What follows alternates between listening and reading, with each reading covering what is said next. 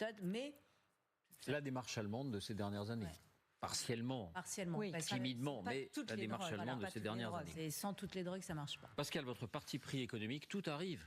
On est complètement dépendant en matière de terres rares, dépendant de la Chine, je crois, mais la France vient de poser la première pierre d'une usine qui pourrait changer un peu la donne. Ah, de façon assez significative. On a là une usine qui pourrait produire 15%. C'est pas le trait de plume, hein, 15% de la demande mondiale en terres rares. Moi, je dis la France est un pays d'entrepreneurs et nous avons là une société lyonnaise, jeune société lyonnaise, Carester, qui s'était déjà signalée d'ailleurs dans l'exploitation du gaz dans la région de Lac, c'est juste à côté de Pau, et qui inaugure une usine de recyclage des terres rares. C'est un secteur industriel qui est prospère aujourd'hui. Alors, ce ne sont pas les terres qui sont rares. Il faut être très précis là-dessus. C'est la capacité à les transformer, à les extraire d'abord. Alors ça consomme beaucoup d'énergie, il y a beaucoup de savoir-faire, et ensuite à les raffiner. Et avec cet outil, donc, moi je dis que la France gagne en autonomie, en souveraineté sur une ressource qui est une ressource absolument essentielle. Pourquoi ? Parce que la Chine a aujourd'hui un monopole. Elle a d'ailleurs une espèce de double monopole.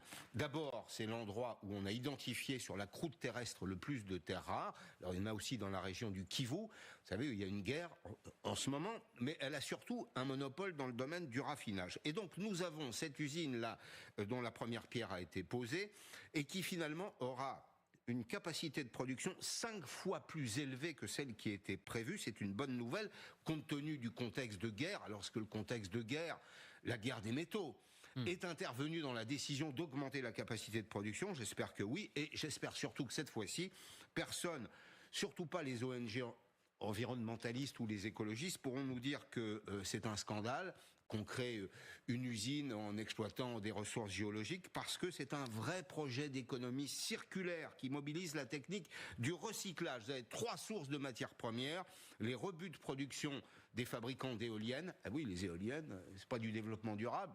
Il faut les recycler parfois.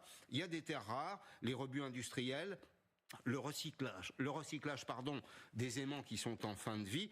Un aimant, par exemple, utilisé dans une éolienne, c'est 25% de terres rares légères et c'est 2% de terres rares lourdes. Alors, vous y ajoutez le traitement des extractions primaires, celles qu'on va trouver dans la croûte terrestre, et c'est au total 7000 tonnes de matière qui vont pouvoir être retravailler, 7000 tonnes au moins traitées chaque année, pour obtenir quoi ? Pour obtenir les éléments suivants, 800 tonnes d'oxyde, c'est du vocabulaire scientifique, elles sont au tableau, là ces terres rares, ces métaux précieux, sont au tableau des 17 métaux précieux, tels que, alors c'est le tableau périodique. Oui, on connaît mal leur nom. On le connaît pas très bien, mais on sait qu'on en a absolument besoin. Vous voyez, 800 tonnes, 590 tonnes, c'est beaucoup. Alors, ces terres rares sont à ce tableau périodique, et on en a besoin pourquoi ?